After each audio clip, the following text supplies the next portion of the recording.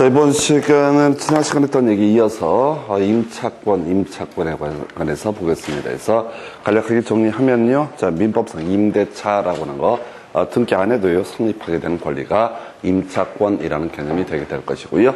자, 이런 임차권 제3자에 대해서, 즉, 소유자가 바뀌었을 때, 대항력이라고 해서 그 임차권을 주장을 하기 위해서는 기본적으로 토지 임대차 같은 경우 등기, 또 건물 임대차도 등기하게 되면 그 효력이 발생하게 됩니다. 비교해서 기억할 것이 우리가 전세권 같은 경우는 등기라고 하는 것이 있어야지 성립하게 되는 권리인데 비해서 임차권 등기를 안 해도 성립을 하긴 하고요. 다만 대항력을 갖추기 위해서 등기를 해야 된다 해서 이게 이제 나중에 세법 가면 그런 얘기 나오죠. 양도소득세 과세 대상 얘기를 하면서 등기된 임차권의 양도라고 하는 것은 양도소득세 과세 대상이 되게 될 것이고 등기되지 아니한 부동산 임차권의 양도라고 하는 것은 양도소득세 과세 대상이 아니다. 이런 얘기 했었고요.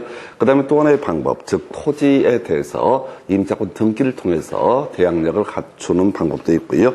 토지 위에 건물 짓고요. 그 다음에 건물에 대해서 소유권 보존 등기를 하게 되면 이때도 대항력이 발생하게 된다라고 해서 요 건물에 관한 보존 등기는 주로 이제 문제 구성할 때 약간 난이도 있는 문제 구성할 때 논의의 포인트가 됩니다. 자, 임대차의 종료라고 해서 존속기간 약정이 없다라고 했을 때 해지 통고라고 하는 것이 가능했었고요.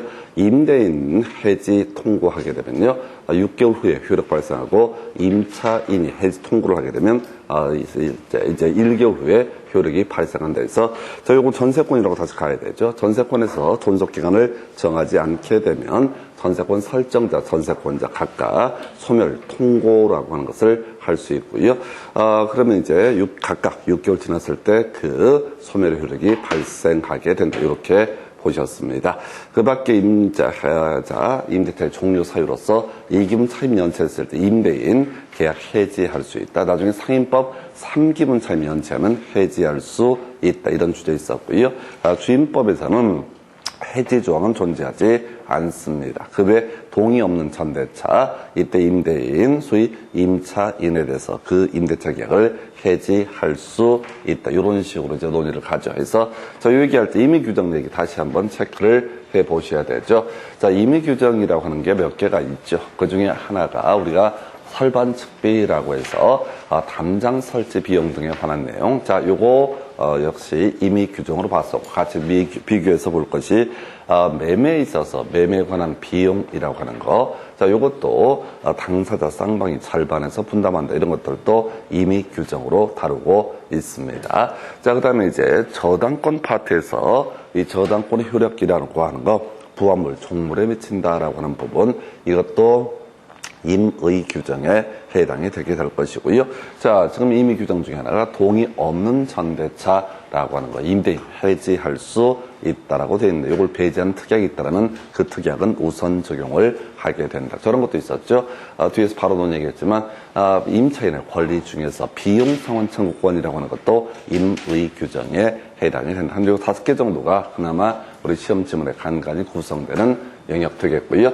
자, 우리가 이제 건물에 대한 임대차, 그다음에 토지에 대한 임대차 중에서 아마도 건물에 관한 임대차와 관련한 개념이 비용 상환 청구권이라고 해서 특기할 만한 것이죠. 다 모두 우리가 일시 사용을 위한 임대차에서는 기본적으로 인정되지 않는데 이 아이 바로 일시 사용이 명백한 임대차에서도 비용 상환 청구권이라고 하는 개념은 인정된다. 이미 본 것처럼 이것은 이제 소위 비용 상환 청구권은 임의 규정이기 때문에 이것을 배제하는 특약이 있다면 그 특약은 유효한 것으로 보게 된다. 비교해서 지상물의 매수 청구, 부속물의 매수 청구 이런 것들은 강행 규정이기 때문에 이것을 배제한 특약이 있다 할지라도 그 특약은 무효가 되게 됩니다.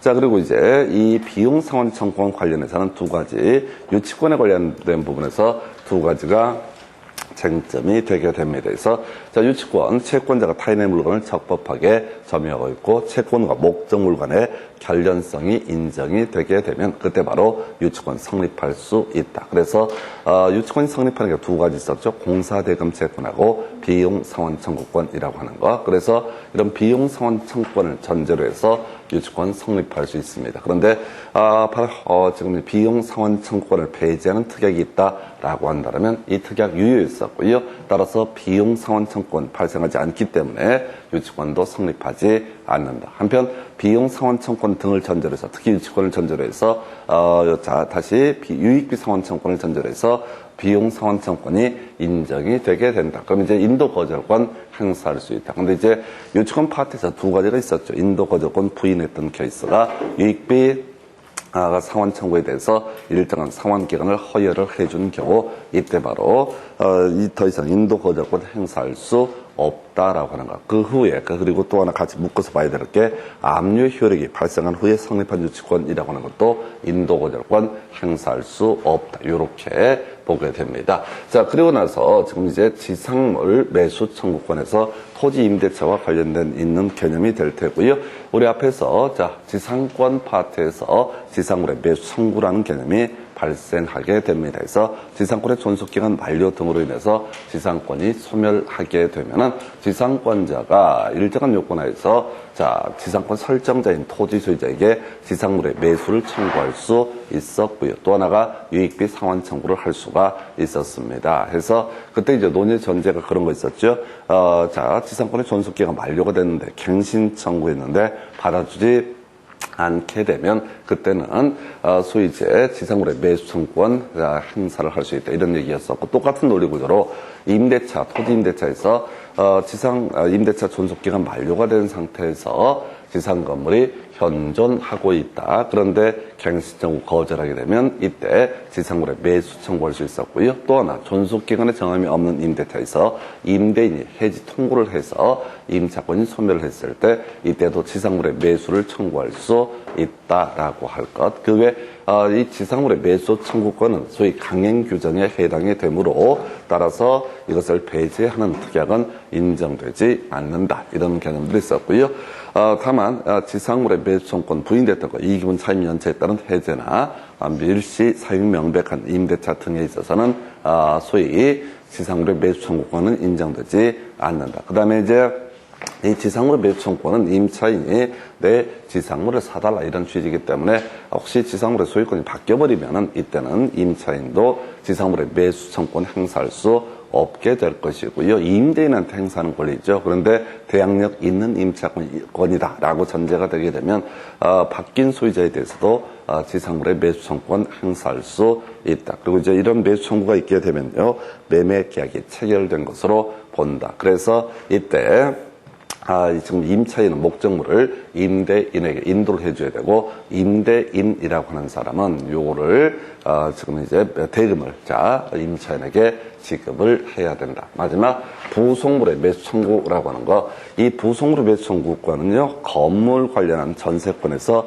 이슈가 됐던 사안이죠. 그래서 일단은 부속물의 매수 청구, 임대인의 동의를 받거나 임대인으로부터 매수해서 부속시킨 부속물. 그런데 만약에 부합이 돼버리게 되면 이때는 부속물의 매수 청구권이라는 개념은 인정될 여지가 없다. 그 외 이기분 차임 연체라든가 또는 일시 사용이 명백한 임대차 등에 있어서도 바로 부속물의 매수 청구권 인정되지 않는다. 지상물의 매수 청구권 마찬가지로 얘도 강행 규정에 해당이 되게 된다. 그래서 매매 계약이 체결된 것과 같다. 그래서 이제 문제를 구성하는 사례를 보게 되면 건물과 주로 이슈가 되는 것이 부속물의 매수 청구권이라는 개념이 하나가 있게 될 것이고요. 그 다음에 비용 상환 청구권이라고 하는 것도 소위 이름하여 뭐가 된다. 지금 이제 건물에 관련된 부분에서 묶여서 문제가 구성되는 게 일반적인 모습. 문제 가지고 가보도록 하겠습니다.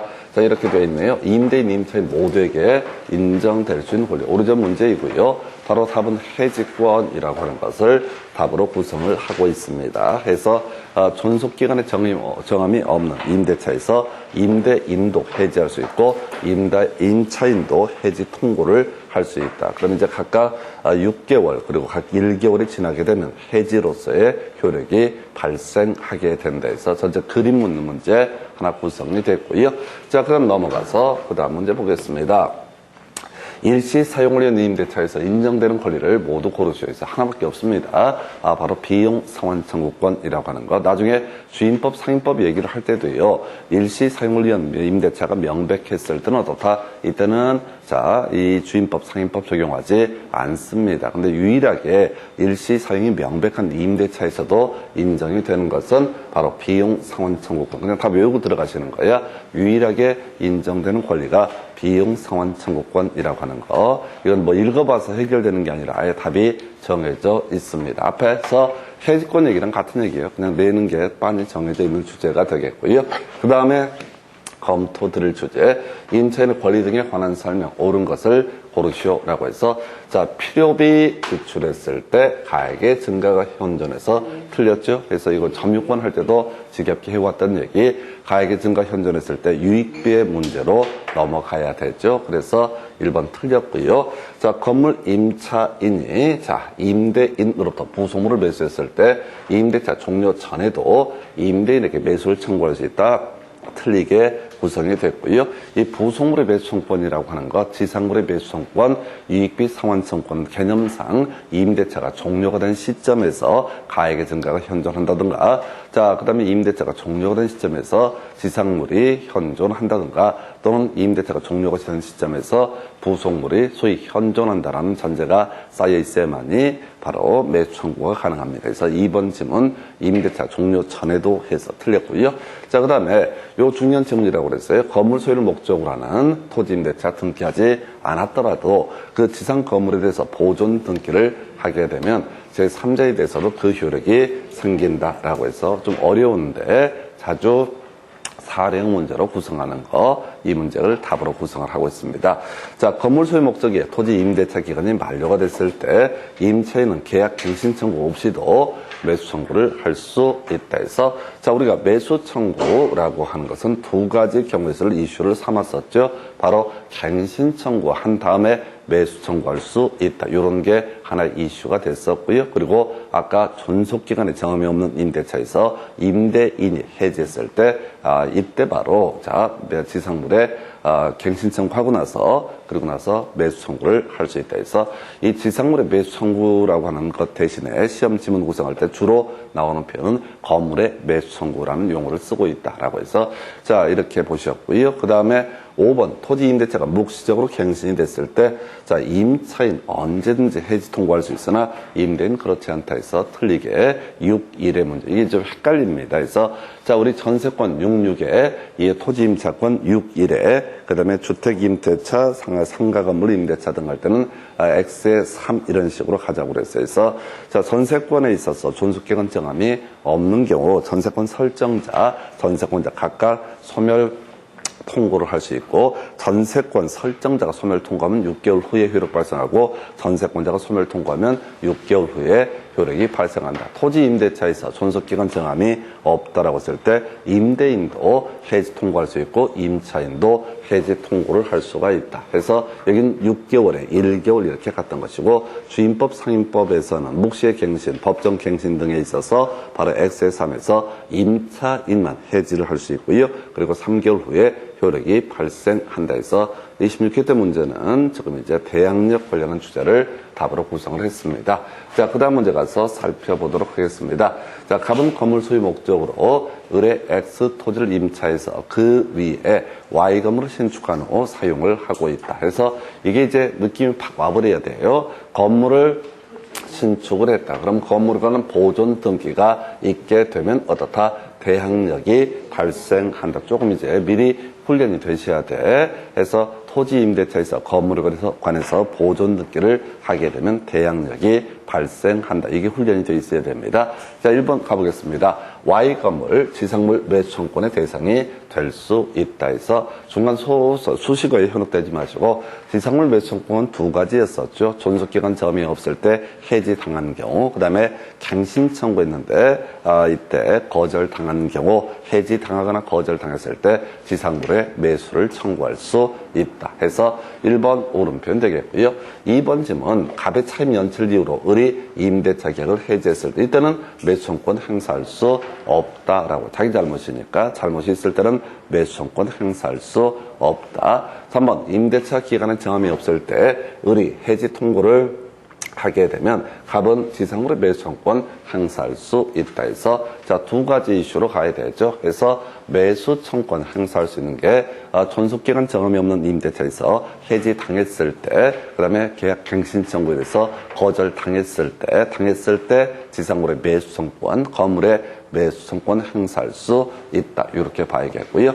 자, 그 다음에 4번 대항력을 갖춘 갑의 임차권이 기간 만료로 소멸이 됐을 때, 자, 이 을이라고 하는 사람이 X토지를 병에게 양도했을 때 갑은 병을 상대로 지상물 매수청권 행사할 수 있다. 오른편 좀 어려운 거죠. 지상물 매수청권은 임차인이 임대인에 대해서 행사하는 권리가 되게 된다. 이게 이제 기본 구조가 되게 될 것인데 혹시 대항력을 갖추고 있다라고 하면은 이때 대항력을 갖추는 방법은 아까 토지 임차권 등기라든가 건물에 관한 소유권 보존 등기 등을 하게 되면 대항력을 갖추게 된다. 그래서 토지 소유자가 바뀌더라도 바뀐 토지 소유자에게 바로 지상물 매수청권 행사할 수 있다 해서 자 보니까 을 소유의 X 토지에서 갑이 임차인이 되게 될 것이고 이 을이라는 사람이 누구한테 병한테 이 토지 소유권을 넘겨줬다. 그러면 원래 지상으로 매수 청구라고 하는 것은 임대차가 종료가 된 시점에서 갑이 을에게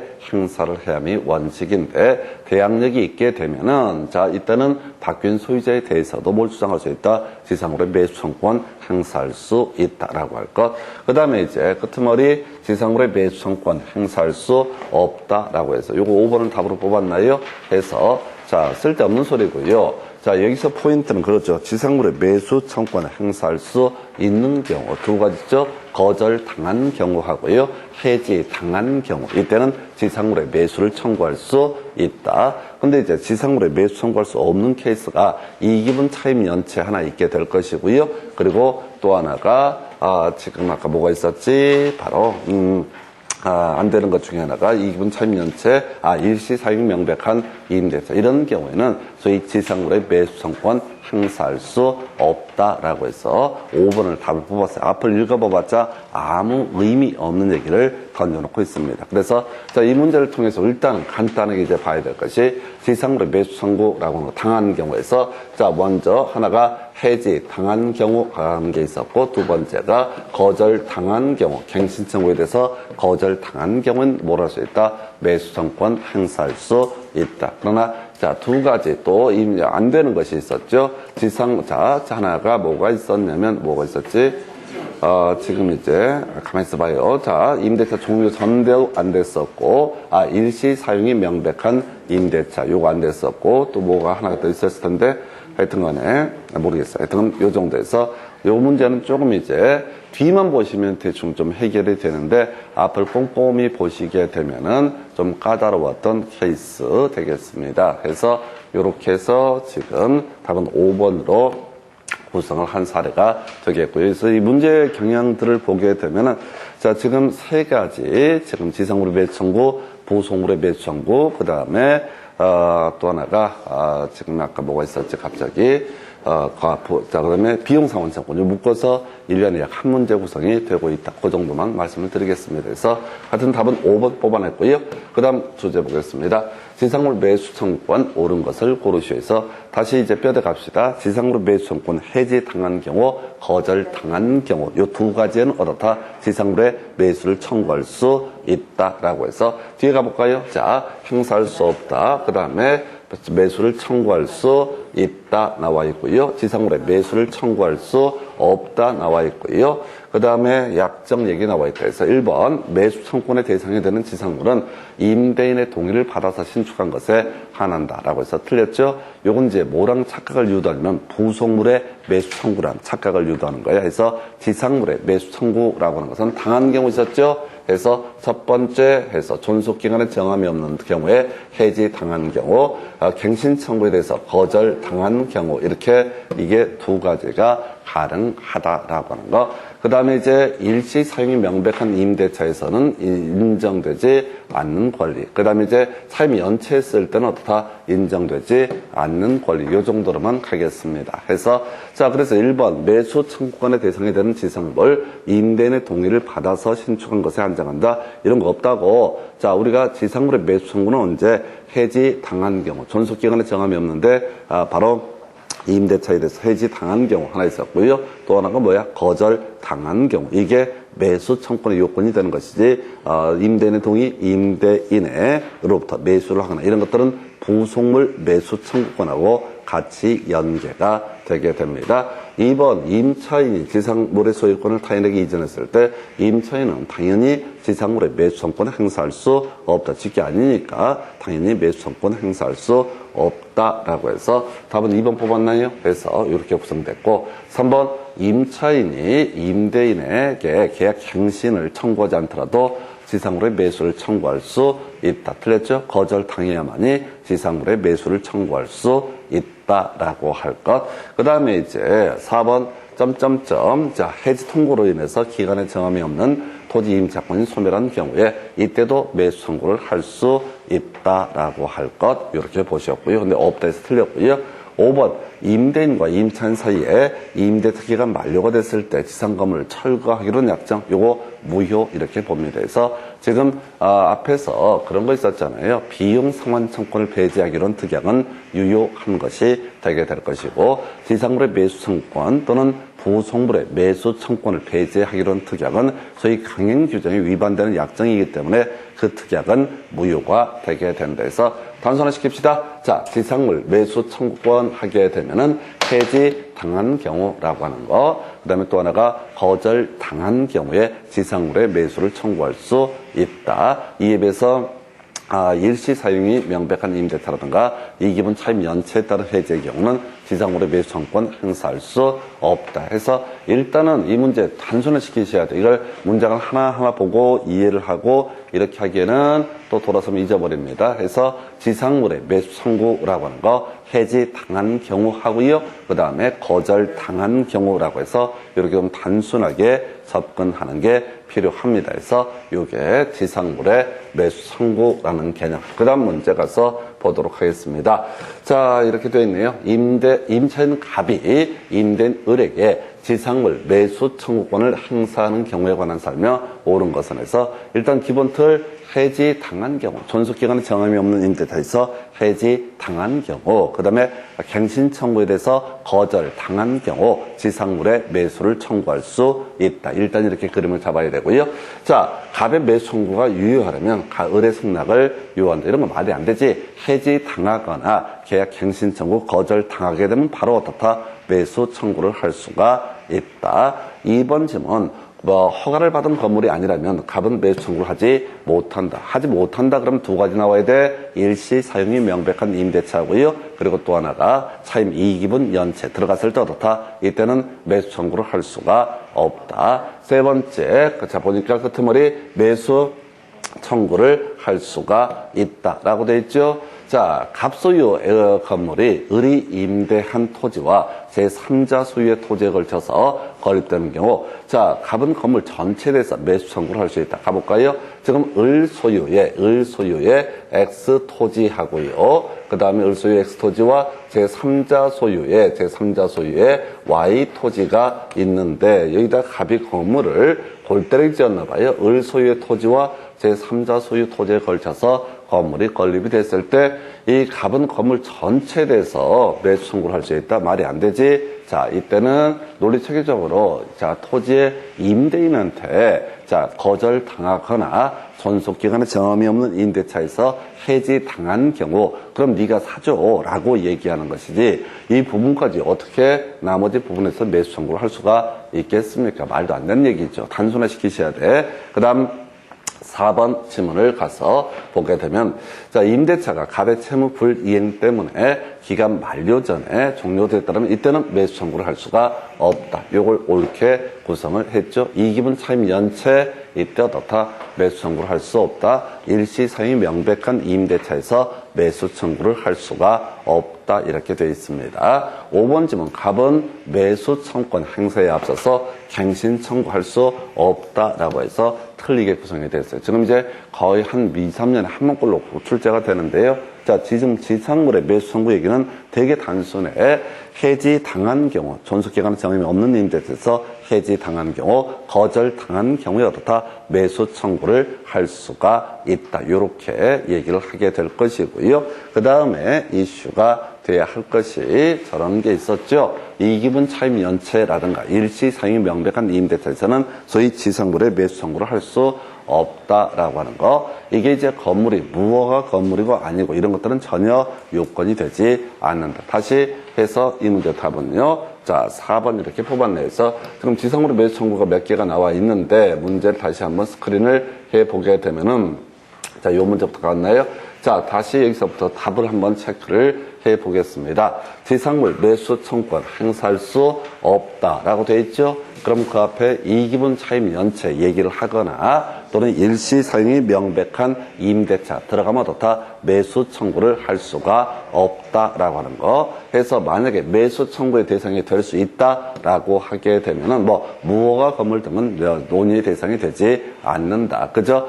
거절 당하거나 갱신 청구에 대해서 거절을 당하거나 존속기간에 정함 없는 임대차에서 바로 해지 당하거나 이때만 매수 청구할 수 있다. 자, 그 다음에 이제 매수 청구를 행사할 수 없다라고 해서 사임 연체 들어가면 어떻다? 이때 연체는 매수 청구권 행사할 수 없었고요.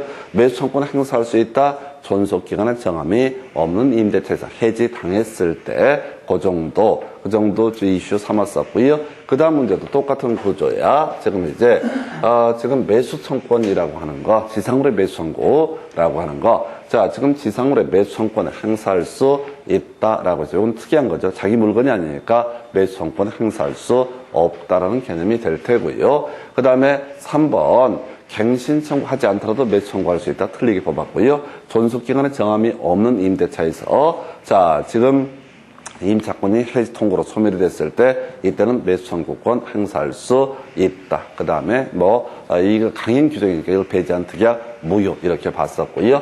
그 다음 문제도 거의 유사한 구조로 되어 있습니다.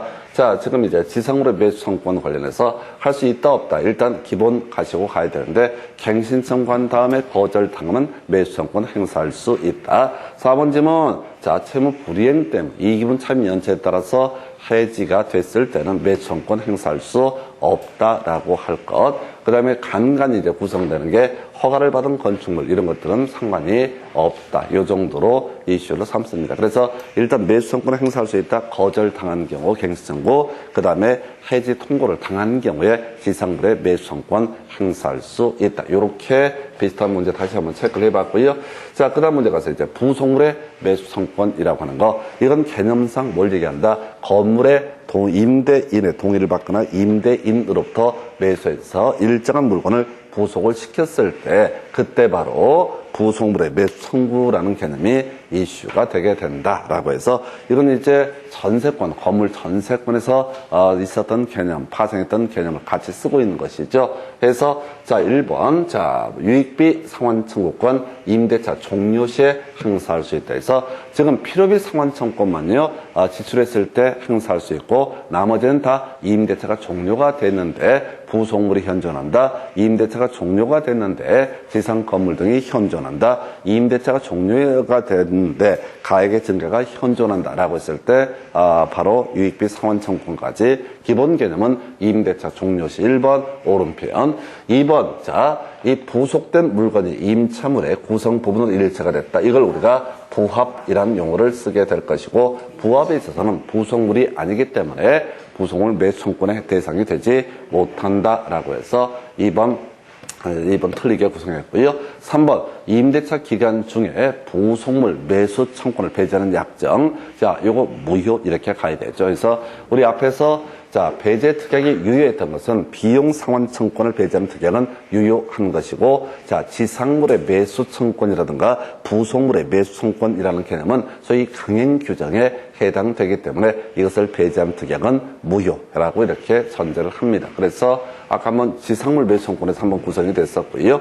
그 다음에 4번 일시상이 명백한 임대차에 있어서 이때 부속물의 매수청구권 당연히 인정되지 않는다. 일시상이 명백한 임대차에서 인정이 됐던 권리는 비용 상환 청구권만 인정이 됐었다라고 할 것.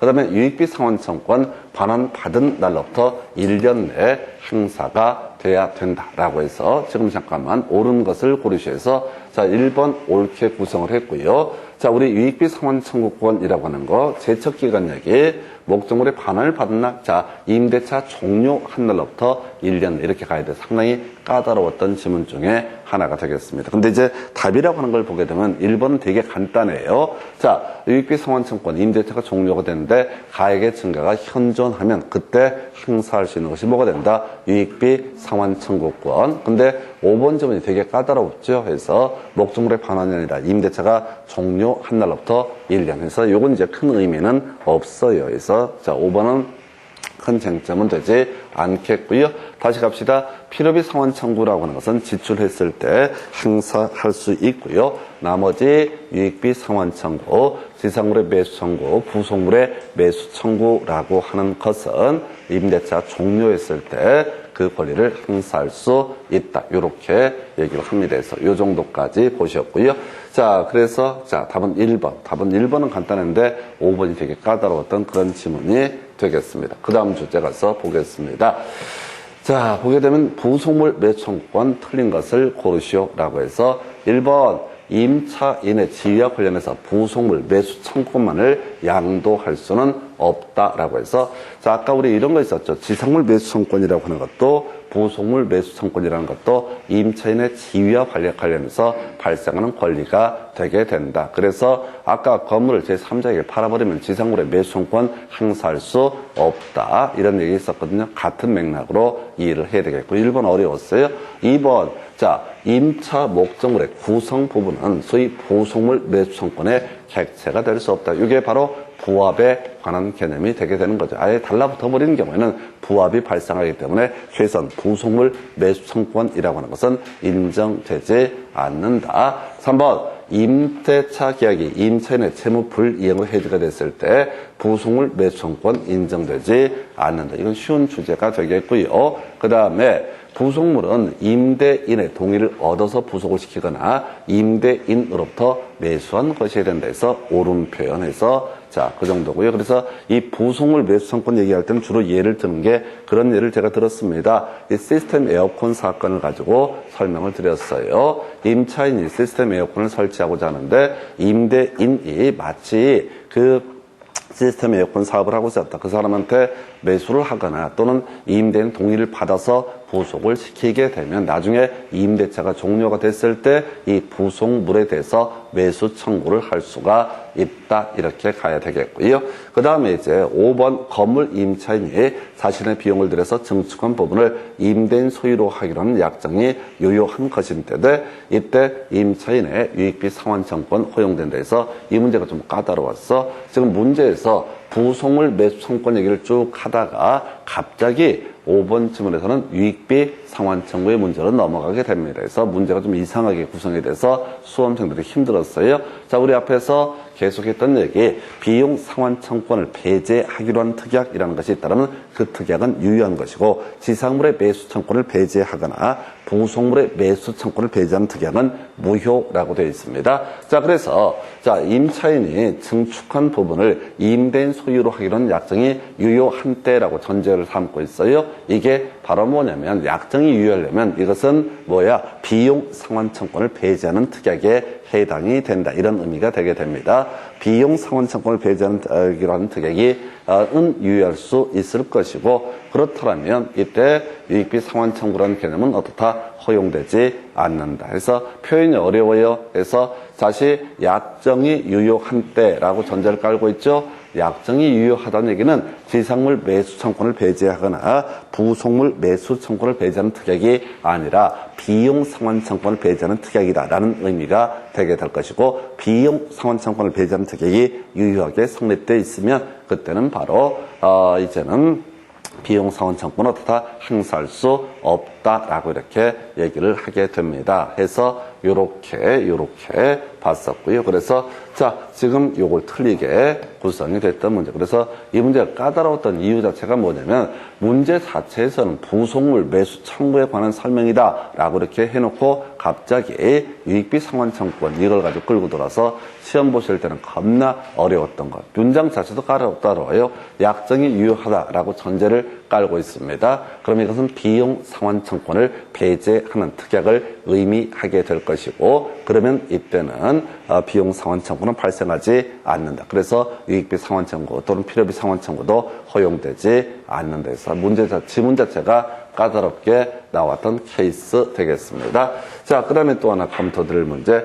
부속물 매수 청구권 틀린 것을 고르시오라고 해서 1번 토지 내지 건물의 임차인에 대해서도 인정이 되게 된다 해서 토지의 부속물이라는 개념은 있을 수가 없죠. 해서 1번을 틀리게 뽑았죠. 그래서 지금 토지 해석상을 이렇게 하는 거죠. 일반적인 의미에서 토지 임대차에서 발생하는 문제가 무슨 문제가 발생한다. 지상물의 매수 청구라는 개념이 발생하게 될 테고, 그 다음에 건물 임대차에서 문제가 되는 게 지금 부속물의 매수 청구하고요, 비용 상환 청구권, 이렇게 부속물의 매수 청구하고 비용 상환 청구권이 문제가 되게 될 것이다. 이렇게 이제 해석을 통해서 지난 시간 설명드린 것처럼 이렇게 보게 됩니다. 답은 1번. 좀 30회 때는 사실은 이제 되게 좀 심플한 걸 갖고 문제를 뽑아냈습니다.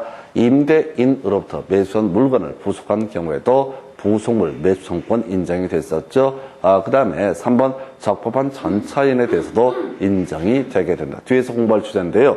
동의 있는 전대차 적법한 전차인은 마치 임차인과 같은 지위를 가지고 있다. 해석을 할 때 다시 가보겠습니다. 갑소유의 X 부동산에 대해서 을이라는 임차인이 있게 될 것이고, 그 다음에 동의 얻어서 병과 전대차 계약을 체결하면 병을 전차인이라고 부르게 됩니다. 임대차의 임대차를 전대차라고 부르게 돼요. 그래서 동의 있는 전대차에 있어서는 마치 임대인하고 전차인의 사이를 임대인과 임차인의 관계처럼 해석을 해주셔야 됩니다. 좀 이따 문제가 쟁점 가지고 설명드리게 되겠고요. 자, 그 다음에 이를 인정하지 않는 부속물 매수 청구권을 배제하는 특약이라고 하는 것은 그 임차인에게 효력이 없다 해서 배제 특약이 유효했던 것은 바로 딱 하나 비용 상환 청구권 하나만 유효했던 것이고요. 그 다음에 오로지 임차인 특수 목적으로 해서 부속된 물건은 매수 청구의 대상이 아니다. 이게 이제 뭐냐면 식당, 고깃집에서 그 후황이라고 그러나요? 배 연기 같은 거 빼려고 설치하는 거, 그런 거 설치하려면 당연히 누구한테 식당 할 때 임대인의 승낙을 얻어서 설치를 하게 될 것이다. 그렇다고 해서 그 부분에 대해서 부속물 매수 청구를 할 것은 아니다. 이렇게 해석을 하게 됩니다. 해서 답은 1번 이렇게 구성했었고요. 그 다음 주제. 자, 건물 전세권자고요, 건물 임차권자 모두에게 인정될 수 있는 권리를 모두 고르셔서 30회 때 특이하게 나왔던 문제가 되겠습니다. 전체 그림을 묻는 그런 문제 유형 중에 하나가 되겠죠. 일단은 유익비 상환 청구권은 자, 둘 다 인정이 되죠. 다시 그림을 머릿속으로 그려야 돼. 지상권이 소멸됐을 때 지상권 설정자에 대해서, 즉 토지 소유자에 대해서 유익비 상환 청구하고요, 지상물의 매수 청구, 이런 것이 문제가 될 수가 있겠다.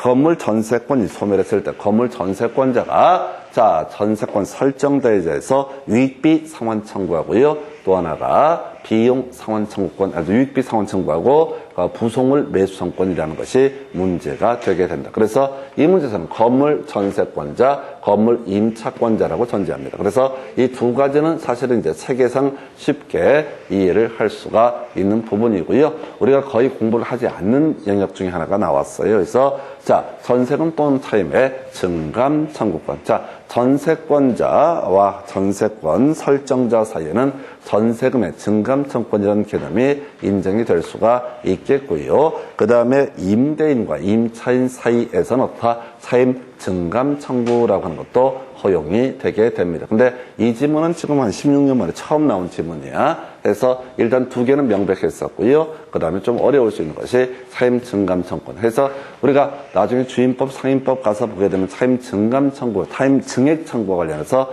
20분의 1, 5% 제한 규정 등이 있게 되죠. 그래서 지금 유익비 상환 청구권도 부속물 매수 청구권도 그리고 나서 지금 전세금 등의 증감 또는 차임의 증감 청구권이라는 개념도 인정이 되게 된다. 답 5번 이렇게 해서 이 문제를 통해서 요 하나 케이스 바이 케이스로 하나 외우는 건 별개의 문제로 더 이상 들어가시면 안 되겠고요. 그래서 이 정도가 자 전세권하고 임차권을 비교한 주제. 그래서 다시 한번 정리하고 다음 주제 살펴보도록 하겠습니다. 지금 문제 보시게 되면 주로 이제 요 근래 문제는 이 권리라고 해서 다시 가겠습니다. 요즘 조금 비용 상환 청구권 좀 적게 나오고 있는 꼴인데요. 자, 지금 이제 임대차가 종료가 된 시점 등에 있어서 유익비 상환 청구가 문제가 될 테고 지출했을 때 바로 문자 고치거나 등등 했을 때 청구할 수 있는 게 필요비 상환 청구라는 개념이 되겠고요. 아까 저게 됐구나. 잘못 봤네. 제가 이 제척기간 6개월로 되어 있습니다. 그래서 목적물 반환받은 날부터 6개월. 이걸 제가 잘못 봤었고. 그 다음에 자 유치권이라는 개념과 계속 연계가 돼요. 최근 문제에서는 여기서는 만약 구성이 안 됐는데 자 지금 비용 상환 청구권을 배제하는 특약이라고 하는 것은 일단 유효한 것이고 그런 특약이 없다라면은 바로 지금 비용 상환 청구권이라고 하는 거 행사를 할 수가 있겠고 그걸 통해서 유치권도 행사할 수 있다 이렇게 갑니다. 근데 원상 복구 특약이 있다 또는 이것을 배제한 특약이 있다라고 하면 그 특약은 유효한 것이 되게 될 것이고 그리고 나서 그러면 이제 비용 상환 청구권 발생하지 않기 때문에 유치권 행사할 수 없다라고 하는 주제. 그 다음에 유치권 파악의 중요한 이슈 유익비 상환 청구권을 근거로 해서 유치권이 성립했을 때 자, 만약에 유익비 상환 청구 기간을 법원에서 허여를 해주게 되면 유익비 상환 청구권 행사할 수 없다라고 하는. 아까 그리고 이것도 있었죠. 일시 사용이 명백한 임대차에서 행사할 수 있는 권리, 비용 상환 청구권 이렇게 보셨고요. 그 다음에 이제 지금 토지 임대차에서 문제가 되는 게 두 가지죠. 당하는 경우 해서 하나가 계약 갱신 청구 거절 당한 경우, 그 다음에 해지 당한 경우 이런 경우에 있어서는 자, 억울한 임차인 등, 억울할 수 있다는 표현이 좀 그런데, 하여튼, 임대인에 대해서 지상물의 매수를 청구할 수 있다라고 할 것. 그러나, 일시상이 명백한 임대차 또는 이기분 차임 연체에 있어서는 소위 지상물의 매수 청구권 행사할 수 없다. 그리고 요거 강행 규정이기 때문에 이것을 배제한 특약은 무효 이렇게 보셨고요. 그 다음에 또 하나 이슈가 돼야 되는 게 바로 부속물의 매수 청구라고 하는 것이 이슈가 되겠습니다. 부속물의 매수 청구 역시 임대인으로부터 동의를 받거나 매수를 한 부속물 따라서 부합물에 대해서는 혹은 이기분 차임 연체 어렵지 않을 테고요. 그 다음에 일시 사용이 명백한 임대차 등에 있어서는 소위 부속물의 매수 청구권 인정되지 않는다. 그리고 개념상 이 부속물의 매수 청구는 건물에 관한 부분을 의미하게 되겠고 아까 지상물의 매수 청구라고 하는 것은 의미상 주로 토지 그리고 비용 상환 청구도 의미상 주로 건물과 관련한 것으로 볼 수가 있겠습니다. 그래서 이 정도에서 문제 가지고 보셨고 잠시 끊었다 동의 있는 전대차, 동의 없는 전대차 가지고 설명을 드리도록 하겠습니다.